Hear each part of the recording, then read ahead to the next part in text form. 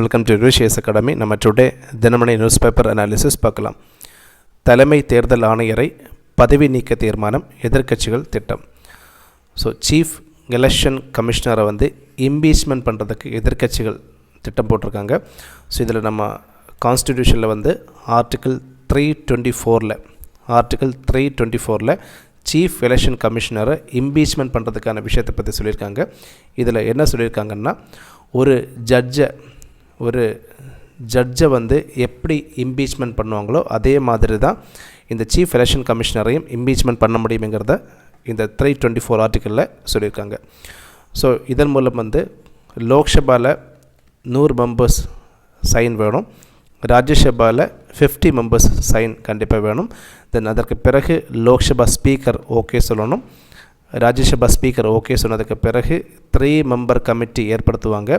இந்த 3 member committee விசாரித்து okay சொன்னதுக்கு பிறகு பார்லிமெண்ட்டில் ஸ்பெஷல் மெஜாரிட்டி பிரகாரம் தீர்மானத்தை நிறைவேற்றினா மட்டும்தான் சீஃப் எலெக்ஷன் கமிஷனரை இம்பீச்மெண்ட் பண்ண முடியும். ஸோ இதை பார்த்துக்கோங்க, ஆர்டிகிள் 324. தென் நெக்ஸ்ட் ஒன், கருத்து வேறுபாடு சச்சரவாகக்கூடாது, சீன வெளியுறவு அமைச்சரிடம் ஜெய்சங்கர் வலியுறுத்தல். இதில் ரொம்ப இம்பார்ட்டன்ட் இதனால் என்ன விஷயம் பார்த்திங்கன்னா, சைனாவை பொறுத்த வரைக்கும் அமெரிக்கா டேரிஃப் இது வரைக்கும் நடைமுறைப்படுத்தல. 90 நாட்கள் விலக்கு அளிச்சிருக்காங்க. பட் இந்தியாவுக்கு 50% வரியை அமெரிக்கா விதிச்சிருக்காங்க. இதில் 25% வரியை அமல்படுத்தியிருக்காங்க. ஸோ சைனாவுக்கு ஒரு ரிலாக்ஸேஷன் கொடுத்துருக்காங்க அமெரிக்கா. ஸோ இதனால் சைனா இந்தியா ரிலேஷன்ஸ் ரொம்ப இம்பார்ட்டண்ட். தென் ஆதாரை அடையாள ஆவணமாக சமர்ப்பிக்கலாம் தேர்தல் ஆணையம். ஸோ பீகார் ஃபேக் ஓட்டர்ஸை கண்டுபிடிக்கிறதுக்காக எலக்டோரல் ரோல் இதை செக் பண்ணிகிட்டே இருக்காங்க எலெக்ஷன் கமிஷன். இதில் வாக்காளர்கள் பார்த்திங்கன்னா 11 ஐடென்டிட்டிஸை காமிக்கலாம், அடையாள அட்டையை காமிக்கலாம்ங்கிறத எலெக்ஷன் கமிஷன் சொல்லியிருந்தாங்க. இதில் ஆதாரையும் காமிக்கலாம்ங்கிறத எலெக்ஷன் கமிஷன் சொல்லியிருக்காங்க. எடிட்டோரியல் பேஜ், வல்லரசுகளும் இந்தியாவும். இதில் அமெரிக்கா ரஷ்யா ரிலேஷன்ஷிப்பை பற்றி சில விஷயங்கள் கொடுத்துருக்காங்க. அமெரிக்கா ரஷ்யா ரிலேஷன்ஷிப்னால் இந்தியா மிகப்பெரிய பாதிப்பில் உள்ளாயிருக்கிறதா இதில் சொல்லியிருக்காங்க. இது உண்மையான விஷயந்தான். ரீசன்ட்லி ரஷ்ய அதிபர் அமெரிக்க அதிபரை மீட் பண்ணியிருந்தார். அலாஸ்கா இந்த பகுதியில் போய் மீட் பண்ணியிருந்தார். இதற்கு முன்னாடி பார்த்திங்கன்னா இன்டர்நேஷ்னல் கிரிமினல் கோர்ட், இந்த கோர்ட் ரஷ்ய அதிபரை கைது பண்ணணும் என்கிற ஒரு தீர்ப்பை வழங்கியிருந்தாங்க. இதனால் ரஷ்ய அதிபர் அதிக நாடுகளுக்கு போய் அதிபர்களை மீட் பண்ணுறது கிடையாது. இந்த சிச்சுவேஷனில் அமெரிக்க அதிபரை போய் மீட் பண்ணியிருக்காரு. இதில் ரொம்ப இம்பார்ட்டன்ட் என்னென்னு பார்த்திங்கன்னா, அமெரிக்கா இந்தியாவுக்கு மேலே 50% வரியை விதிச்சிருக்காங்க. இதற்கான மெயின் ரீசன் என்னென்னு பார்த்திங்கன்னா, ரஷ்யா கிட்டேருந்து இந்தியா ஆயில் வாங்கியிருக்காங்க. ரஷ்யா கிட்டேருந்து இந்தியா ஆயில் அதிகமாக வாங்கிட்டே இருக்காங்க. ரஷ்யா உக்ரைன் வாருக்கு முன்னாடி இந்தியா ரஷ்யா கிட்டேருந்து கிட்டத்தட்ட 2% ஆயில் தான் வாங்கியிருந்தாங்க.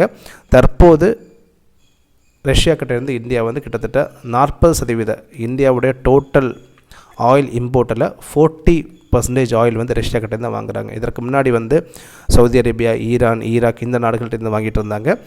ஸோ படிப்படியாக ரஷ்யா கிட்டேருந்து அதிகமான ஆயில் வாங்கிட்டே இருக்காங்க. இதனால தான் அமெரிக்கா அதிகமான டேக்ஸ் விதிக்கிறாங்க. ஸோ இந்த சிச்சுவேஷனில் அமெரிக்கா ரஷ்யா ரிலேஷன்ஷிப் ரொம்ப இம்பார்ட்டன்ட். இதனால் இந்தியாவுக்கு ஆயில் இம்போர்ட்டை பொறுத்த வரைக்கும் லாபம் கிடைக்கிறதுக்கான சான்சஸ் இருக்குது.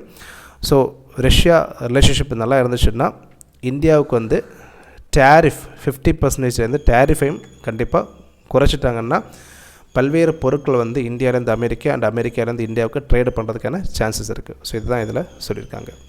இந்த நெக்ஸ்ட் ஒன், 7 அம்ச எழுச்சி உரை.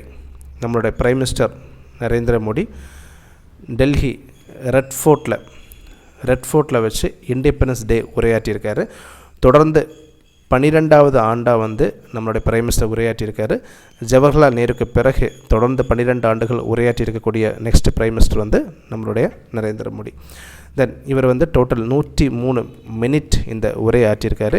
இதில் 2047 இந்தியா விக்ஷித் பாரத், அதாவது இந்தியா டெவலப்டு கண்ட்ரியாக மாறணுங்கிறத அவர் உத்வேகமாக சொல்லியிருக்காரு. அண்ட் சில விஷயங்கள் இதில் அவர் உரையில் சொல்லியிருக்காரு. எஸ்பெஷலி ஸ்பேஸ் ஸ்பேஸ் ரிசர்ச்சில் வந்து இந்தியா முன்னுக்கு வரணும்.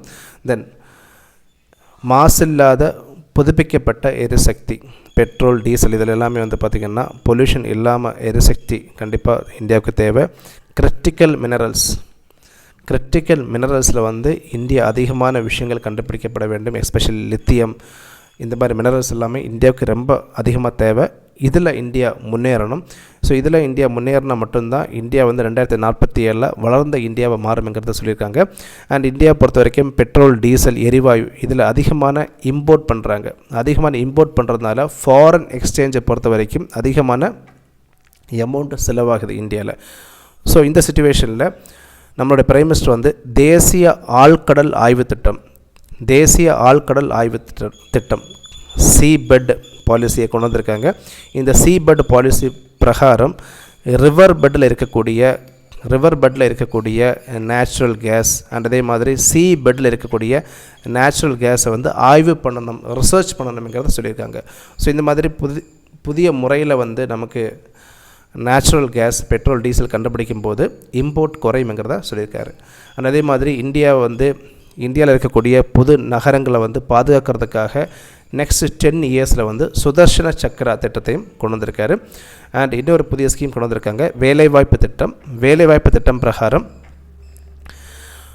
புதிதாக வேலைக்கு சேரக்கூடிய இளைஞர்கள் அவங்களுக்கு வந்து 2 தவணையாக 15,000 கொடுக்க போகிறதா பிரைம் மினிஸ்டர் சொல்லியிருக்காரு. அண்ட் ஜிஎஸ்டியை பொறுத்த வரைக்கும் முன்னாடி வந்து டிஃப்ரெண்ட் ஸ்லாபில் இருந்த ஜிஎஸ்டியை தற்போது 5%, 18% ஸ்லாபாக குறைக்கப்படுதாகவும் பிரைம் மினிஸ்டர் உரையில் ஆற்றியிருக்கார். ஸோ இதை தான் வந்து பார்த்திங்கன்னா நெக்ஸ்ட்டு நியூஸ் பேப்பரில் கண்டினியூஸாக வரக்கூடிய இன்ஃபர்மேஷன்ஸ். ஸோ இதெல்லாமே பார்த்துக்கோங்க.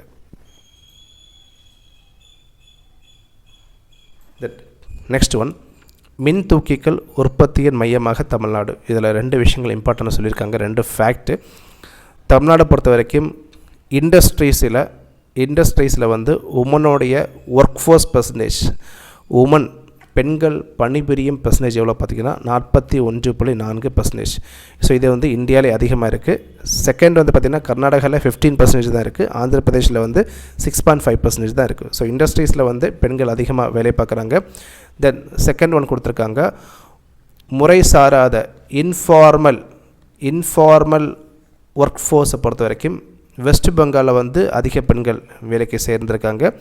உத்தரப்பிரதேஷ் செகண்டில் இருக்குது. தேர்டு பிளேஸில் வந்து பார்த்திங்கன்னா தமிழ்நாடு இருக்குது. 9.3% வந்து இன்ஃபார்மல் எம்ப்ளாய்மெண்ட்டில் வந்து பெண்கள் வேலை பார்க்குறாங்க. ஸோ இந்த விஷயத்தை பார்த்துக்கோங்க.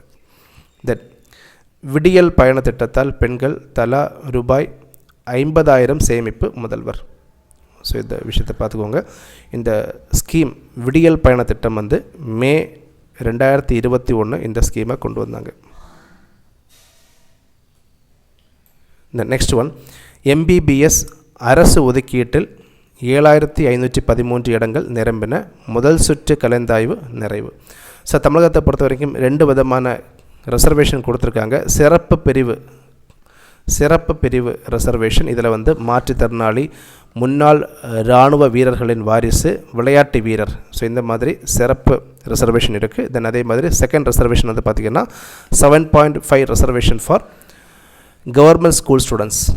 ஸோ இதில் சிறப்பு பிரிவில் வந்து 86 பேர் எம்பிபிஎஸ்சில் சேர்ந்துருக்காங்க. அண்டு கவர்மெண்ட் ஸ்கூல்ஸில் பொறுத்த வரைக்கும் இந்த 7.5% பொறுத்த வரைக்கும் கிட்டத்தட்ட 613 பேர் வந்து பார்த்திங்கன்னா சேர்ந்துருக்காங்க. ஸோ இதை கொடுத்துருக்காங்க. இதில் தற்போது இது முதல் கட்ட கலந்தாய்வு.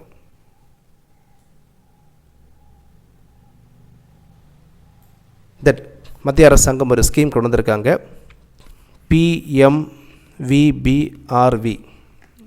பிரதமரின் வளர்ந்த இந்தியா வேலைவாய்ப்பு திட்டம். ரூபாய் 1,00,000 கோடி மதிப்பீட்டில் மத்திய அரசின் புதிய வேலைவாய்ப்பு திட்டம் அறிமுகம்.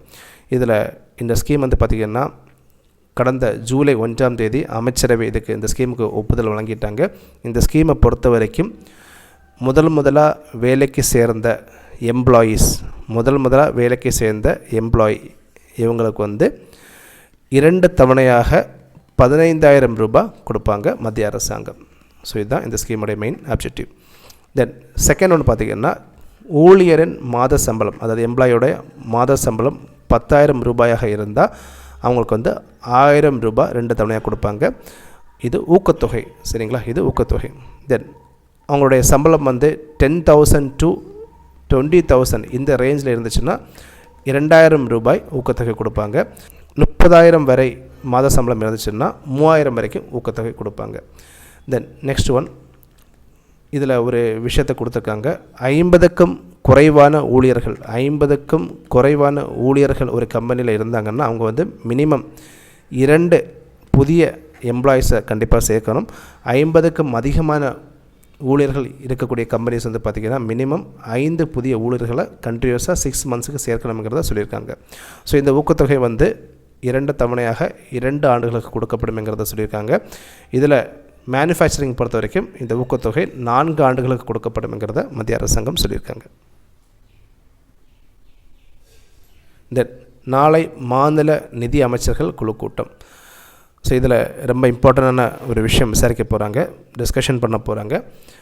தற்போது ஜிஎஸ்டி ஸ்லாபை பொறுத்த வரைக்கும் 5%, 12%, 18%, 28% இந்த மாதிரி டிஃப்ரெண்ட் ஸ்லாபில் இருக்குது. இதை வந்து 3 ஸ்லாபாக மாற்ற போகிறாங்க. எந்த மாதிரி பார்த்திங்கன்னா 5%, 18%, தென் 40%. 40% பொறுத்த வரைக்கும் 7 ப்ராடக்ட்டுக்கு மட்டும் 40% மாற்றுறதுக்கு பிளான் பண்ணியிருக்காங்க. ஸோ இதை பற்றி டிஸ்கஷன் பண்ண போகிறாங்க. தென் சின்சினாட்டி டென்னிஸ் போட்டி வந்து அமெரிக்காவில் நடைபெற்றுகிட்டே இருக்குது. தென் ஆசிய துப்பாக்கி சுடுதல் போட்டி கசகிஸ்தானில் நடைபெற்றுகிட்டே இருக்குது. இதை பார்த்துக்கோங்க. பிரதமர் மோடியுடன் சுபான்ஷு சுக்லா சந்திப்பு. ஸோ இவர் தான் வந்து பார்த்திங்கன்னா ஆக்சியம் 4 இந்த சேட்டலைட் மூலமாக ஸ்பேஸுக்கு போயிருந்தாங்க. 18 நாட்கள் ஸ்பேஸில் தங்கியிருந்து ரிசர்ச் பண்ணியிருந்தாங்க.